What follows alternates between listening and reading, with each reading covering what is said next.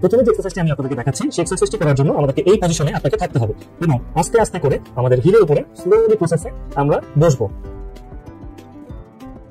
এবং এই পজিশনটা আমরা 5 সেকেন্ড হোল্ড করব। আপনি মনে মনে 5 সেকেন্ড গুনবেন এবং আস্তে আস্তে এই পজিশন থেকে আবার পুনরায় আগের পজিশনে চলে আসবো। আমি আবার দেখাচ্ছি। এই পজিশনে গিয়ে আমরা 5 সেকেন্ড হোল্ড করব। 1 2 3 4 5। দর্শক, এই পজিশনটি আমরা 10 বার করার মাধ্যমে একটি সেট পূর্ণ করব। এবারে আমরা দ্বিতীয় এক্সারসাইজে যাচ্ছি। দ্বিতীয় এক্সারসাইজে যাওয়ার সময় আপনাকে সুপাইন অবস্থায় অথবা চিত অবস্থায় দেখানো অবস্থায় আপনাকে শুতে হবে এবং ধীরে ধীরে পা ভাঁজ করে দেখানোর মতো ভাঁজ করে রাইট অ্যাঙ্গেল বা 90 ডিগ্রি। দেখুন দর্শক, আমরা এখান থেকে এই পজিশনটা 90 ডিগ্রি অ্যাঙ্গেলে রয়েছে।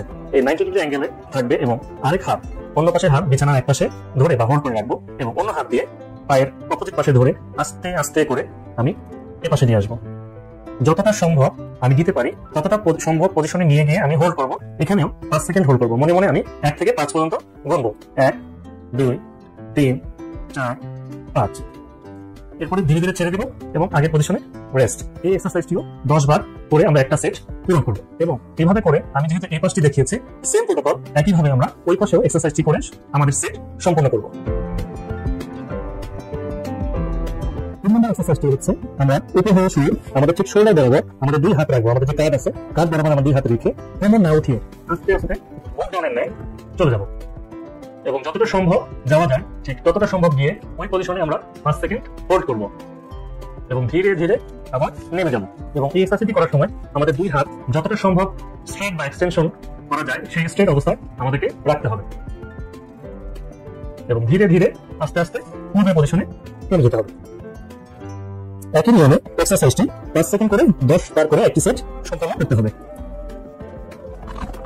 1 2 3 4 5।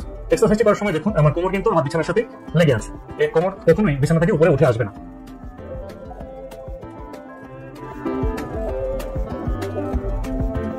4 নম্বর এক্সারসাইজটি করার সময় পুনরায় আপনাকে আবার চিত হয়ে শুয়ে বা সুপাইন অবস্থায় শুতে হবে এবং কোমরের ঠিক নিচে আপনি আপনার হাত অথবা একটি টাওয়েল রোল করে ঠিক এই পজিশনে রাখবেন এবং ঠিক আমাদের পেটের যে মাংসপেশি আছে এই পেট দিয়ে বিছানার দিকে চাপ প্রয়োগ করবেন যাতে কোমরটি ঠিক আমাদের যে পেলভিস অংশটি আছে এটা টিল্টিং হবে এবং কোমরটি যে প্রেসারের মাধ্যমে আমরা 5 সেকেন্ড হোল্ড করে রাখবো।